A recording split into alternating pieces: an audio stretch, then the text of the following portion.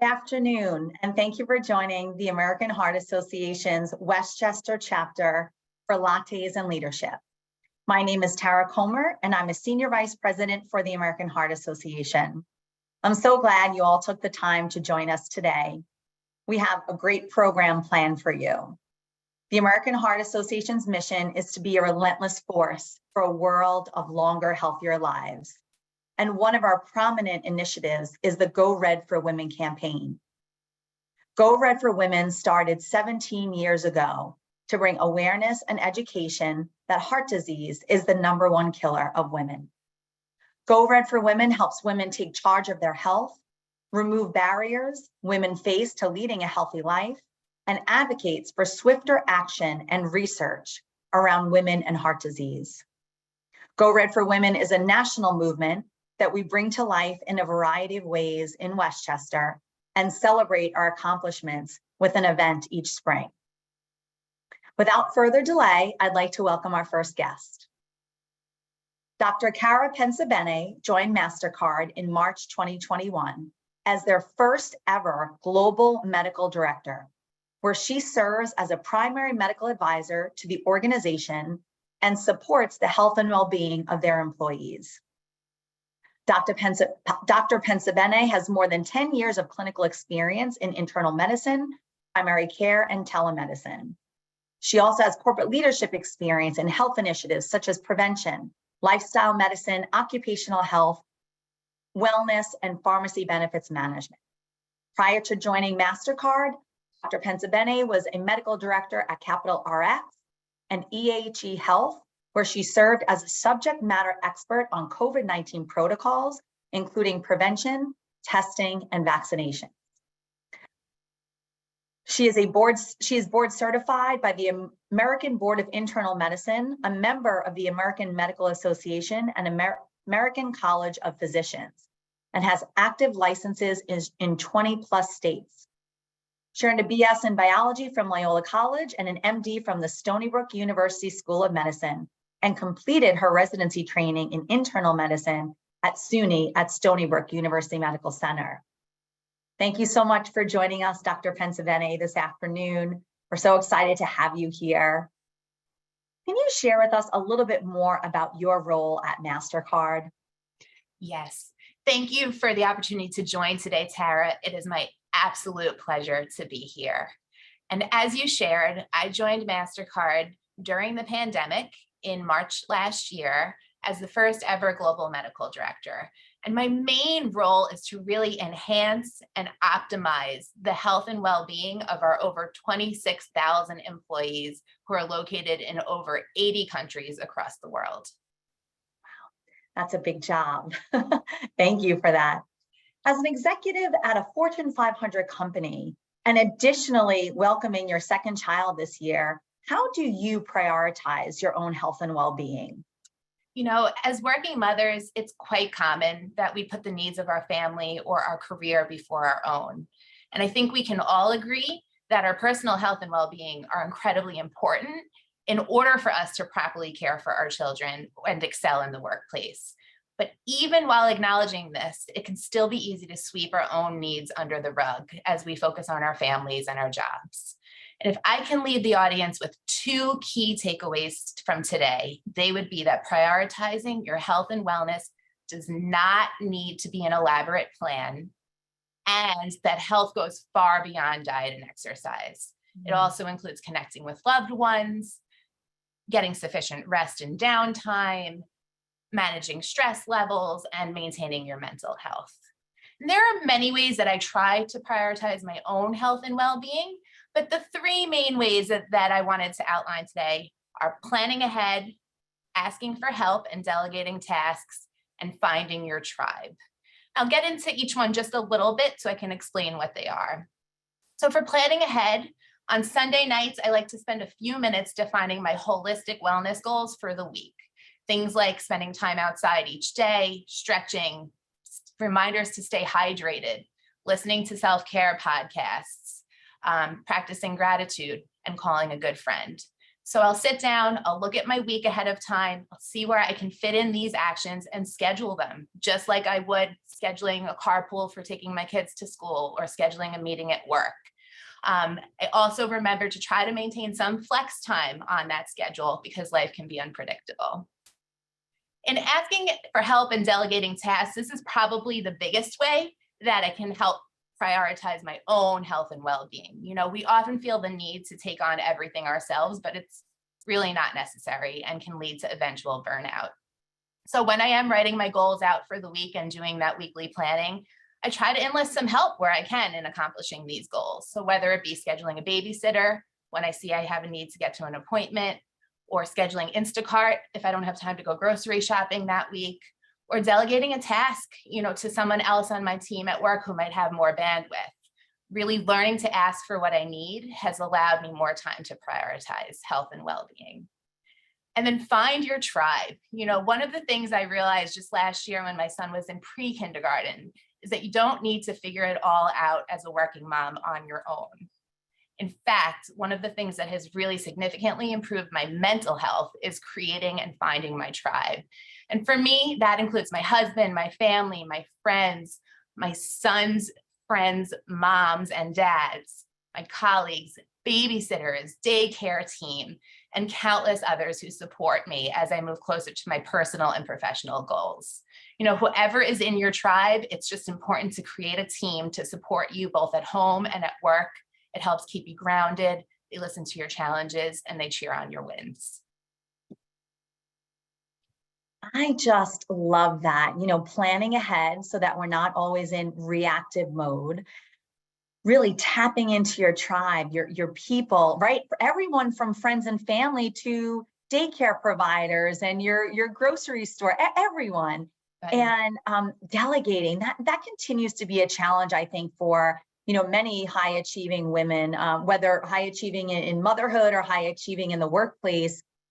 But wow, delegating can really help relieve a lot of that stress and give you that open and flexible time, as you're talking about, to take care of your physical as well as your mental health. So those are really important. And I think, there are times when health and wellness can seem overwhelming, to your point. It goes beyond the exercise and the diet. There's so many little things that we can do throughout the day that really helps to fill our cup.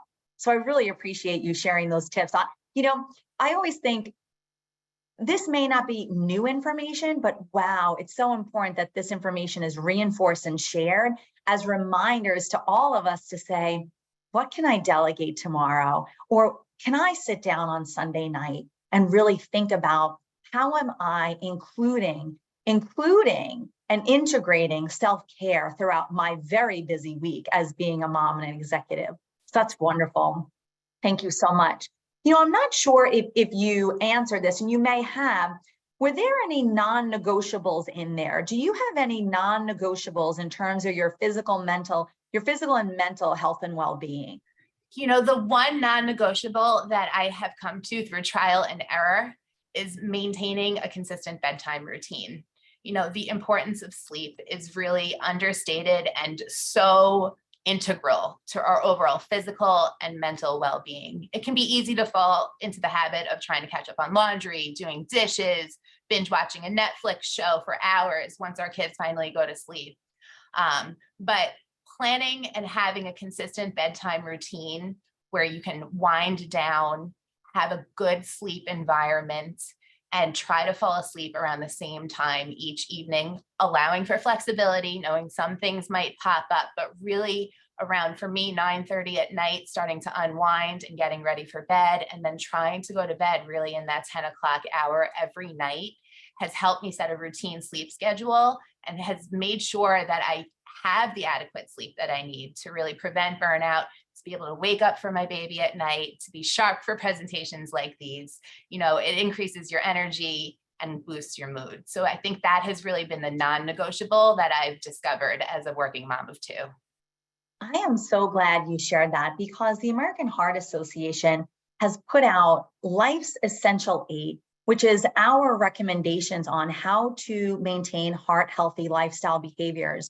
We used to have Life Simple 7, and they were 7 behavioral actions that people would do to make sure that they're maintaining good health. this time, this year, we added sleep to life's essential 8, the importance of sleep on heart health. And so that's so important that you brought that up. And it can be hard sometimes. That Netflix binge watching can be really, especially when you have a couple of minutes alone and it's a good show and it hooks you. But you know that the next day is even more challenging when you have to be ready for a presentation or it's a long day with the kids at school. So sleep is so important. Thank you for sharing that. And I have one other tip. Sure. It's related to the scheduling and planning ahead.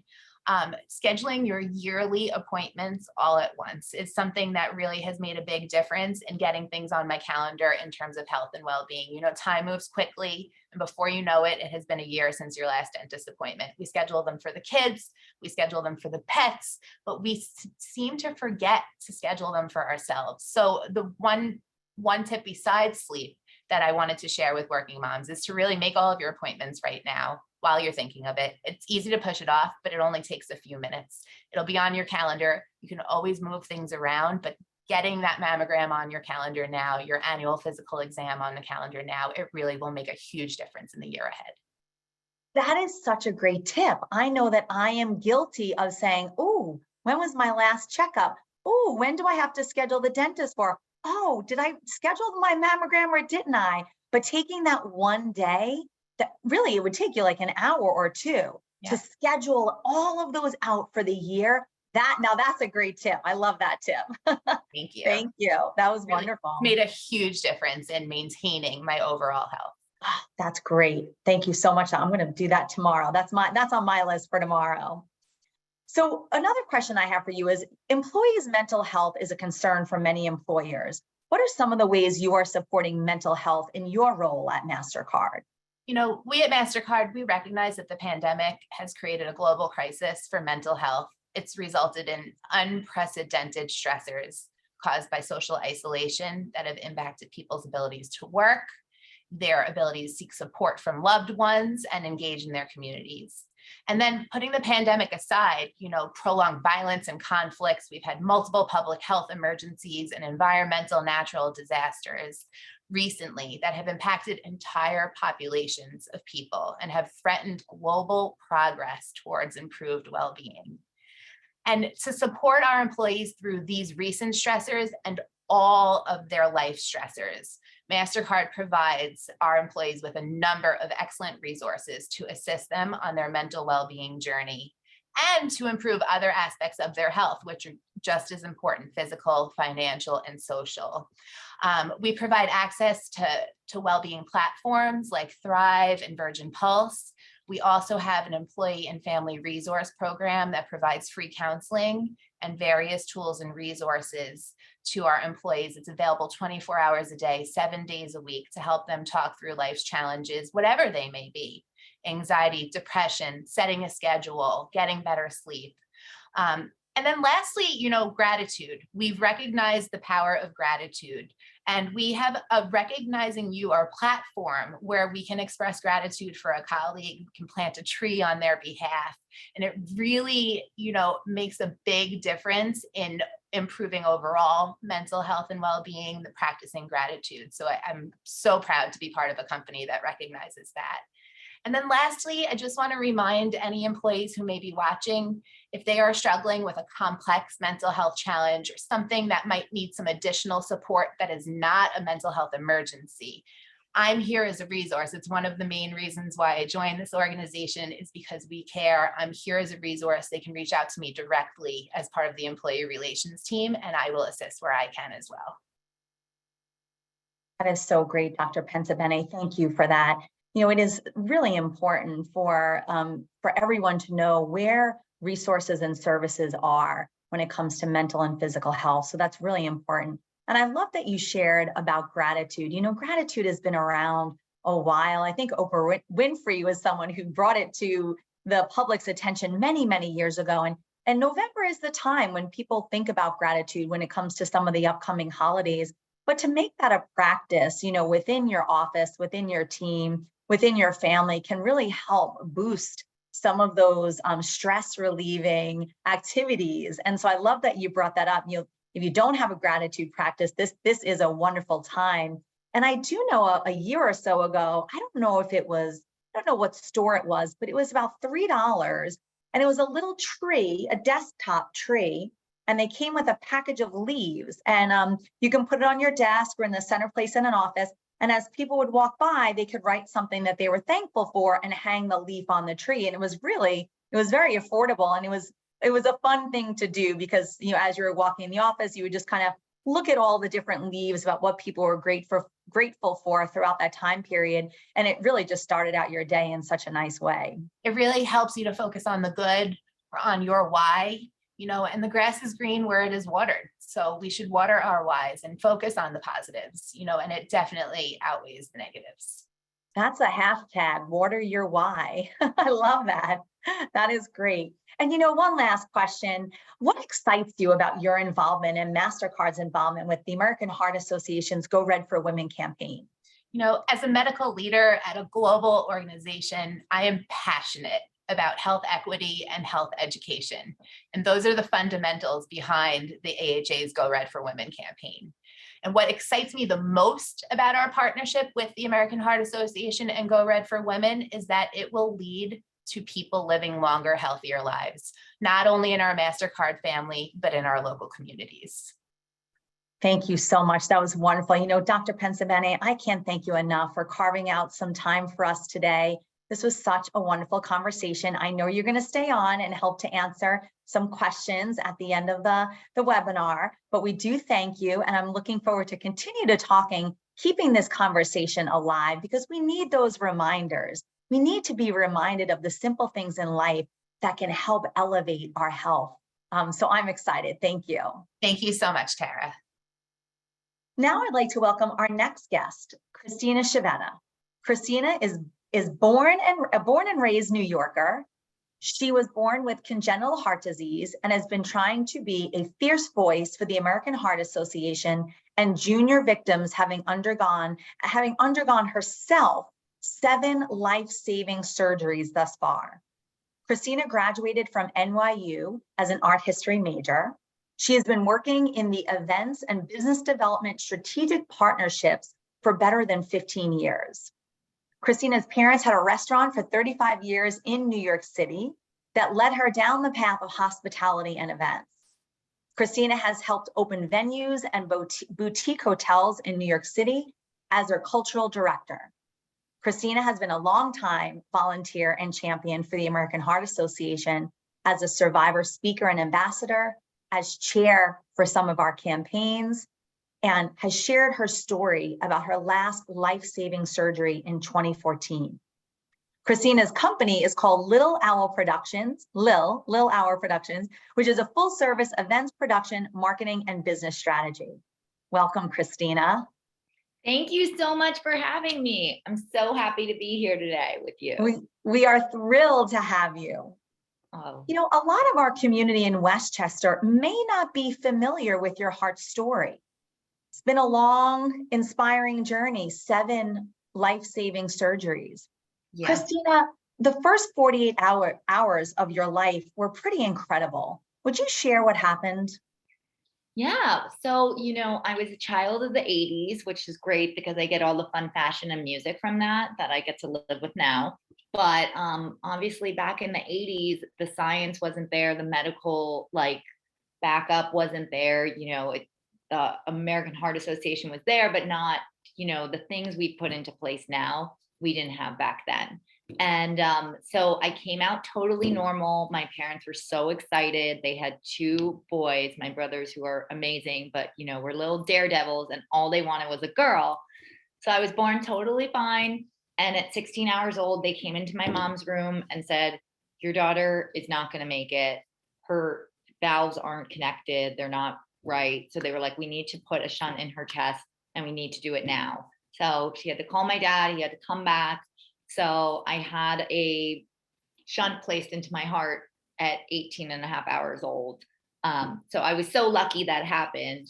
But I then, spent the better of 3 years being pretty sick on and off.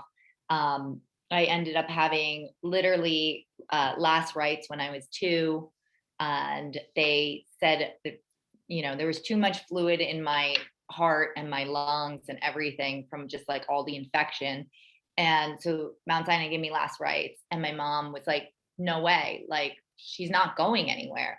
So my doctor, who was kind of a renegade, and I can't believe he was able to keep his job, but yay, he was, pressed his soul. He said there was one guy who could fix me, and they literally got me out of the hospital, and I got on an airplane with my mom hitting the back of my back for the whole entire flight. And I went from a tarmac to the operating table at the Mayo Clinic in Minnesota. And so that was a very life-saving surgery in a matter of moments and everything. And then, you know, I kind of gotten to have like a pretty normal childhood.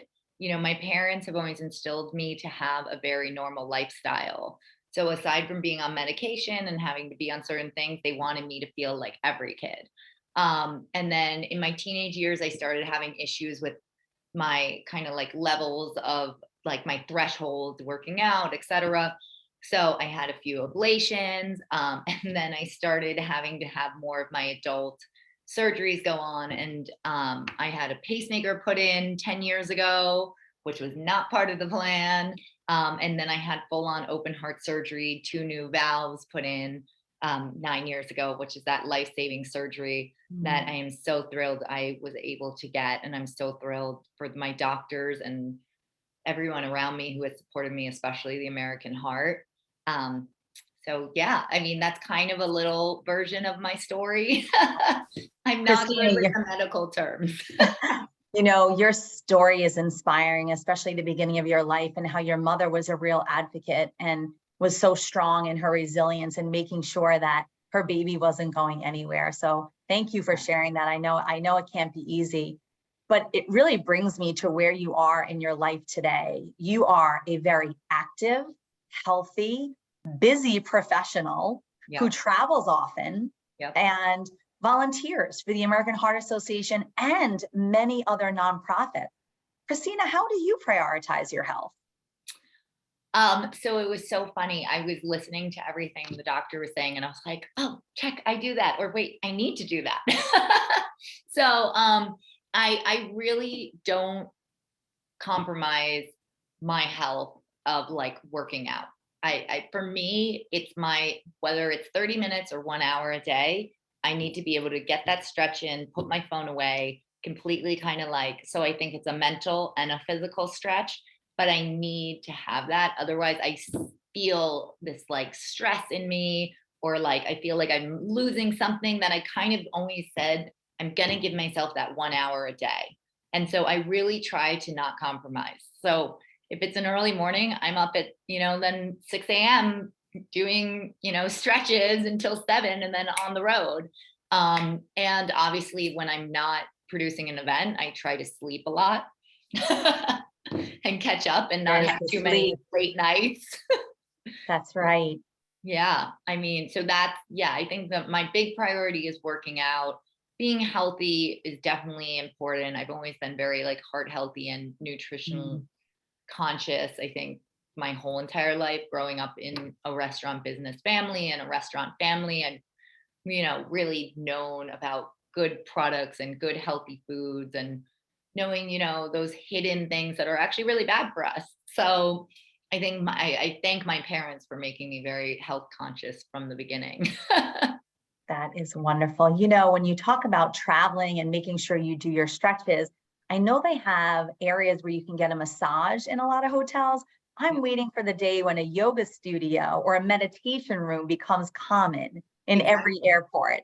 Exactly. So it's so funny because a few years ago, I wanted to start this company, and maybe I still will. Maybe this is my announcement. No, I'm kidding. But that called Fly by Weights, which was all going to be about these 30-minute workout classes in gyms and airports. Because for me, the day I fly, unless it's super early in the morning, I try to get that like at least 30-minute workout in to get my blood going and everything. Because obviously as a heart patient, I have to be really careful with flying. So I get to wear those really awesome, ugly socks all the time. And I have some other things to just prevent blood clots. But I try to hydrate so much and work out before getting on an airplane, or at least walking around the airport a lot to just get your body going. That's great. That's a great tip. Thank you. Yeah. So Cristina, you've been involved with the American Heart Association for a long time and involved in the Go Red for Women campaign. What is your message to women, and why is it important for women to get engaged with the American Heart Association and or through Go Red for Women? Well, I think my big message has always been that women need to, one, to raise awareness about heart disease. It is the number one killer for women, right? Across the board. And I think people don't see, we never put ourselves first. And that's also what the doctor was saying. It's like, it's always the kids or the job or the this or that. And we never think like, oh my God, what happens if like mom, has a heart attack and dies at 32? Well, your kids are destroyed and your husband's destroyed and all that work doesn't matter because you're gone. So it's like, we need to really put ourselves as the priority and get checked. I mean, because unfortunately, unless you advocate for yourself and ask to get checked, or you're someone like me who has to get checked for heart stuff, you don't naturally get checked at your GP, or you don't naturally seek out a cardiologist. So I think advocating for ourselves and raising awareness has been so important for me. And with Go Red, obviously, the fact that we are really able to get to so many women and really spread to them the importance of taking care of ourselves and getting checked and knowing the warning signs and understanding our body and actually listening to our body. I think that's a huge thing none of us do. It's hard with all the noise, right? Totally. With our busy lives, it's very hard to stop and listen to our bodies. Thank you. And know when to like do something. That's right. That's right. Thank you so much, Cristina. I would love to invite Dr. Pensabene to also join. So Cristina, if you could stay on. Absolutely. We have a couple of questions that are coming in for the both of you. This one is for Dr. Pensabene. What is a good high blood pressure number, and what are some good ways to keep it in control? So the normal blood pressure, or a goal blood pressure, would be anything below 120 as the systolic number and 80 as the bottom number. So 120 over 80 or below. Things that we can do naturally to try to lower our blood pressure are the things that we're talking about, managing your stress, staying physically active, and making sure that you eat a healthy diet. So those are things that you can really do to work on your blood pressure, and that is a normal blood pressure goal. Wow, thank you. And I'm going to follow with one more question for you, and then I have one for Cristina. Dr. Pensabene, you talked about the role of the family and our tribe. How do we have honest conversations about our family health history? I think in order to have an honest conversation, you have to start the conversation. So I think the first thing is that many of us who are in these sandwich generations, children of the 80s, like Cristina, some of our parents and our predecessors may have had a more taboo outlook on sharing their health history, but it's the only way that you and future generations can learn about your own family risk. So I think just having the conversation and really saying, hey, is there anything that your parents had that I should know about? Is there anything that you've been dealing with that I should know about? What age did you go through menopause? How has your blood pressure been? And just asking honest, targeted questions in a non-judgmental way should open the conversation and break some of that taboo. That's incredible. Thank you for that. Cristina, I have a question for you. Okay. What is the most rewarding part of working with the American Heart Association for you?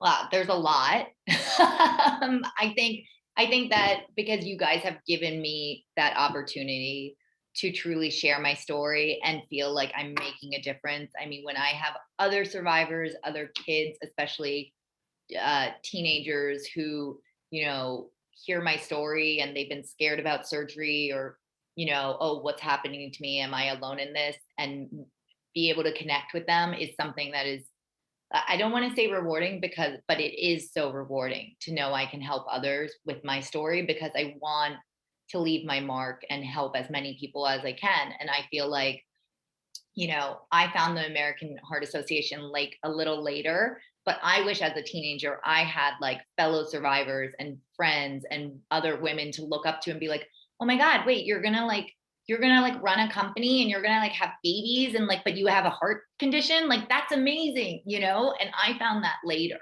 So I think it's that. And I think also in the time I've been working with the AHA, like we made it mandatory for women having cardiac checks in birth on the babies and the fetus. And just with all the technology now, I feel like there are going to be less of my condition coming out, which is a great thing. You know, it's the advancement of everything. And so it's things like that that also make me so excited to be part of the AHA. That's wonderful. And you know, we are over time, but there's one more important question that I do have to ask you. And then I promise attendees, we will wrap this up. Cristina, what message do you have for parents of children growing up with congenital heart disease? That it is the biggest blessing your child has been born with, and that they can make it into their superpower, and don't treat them differently.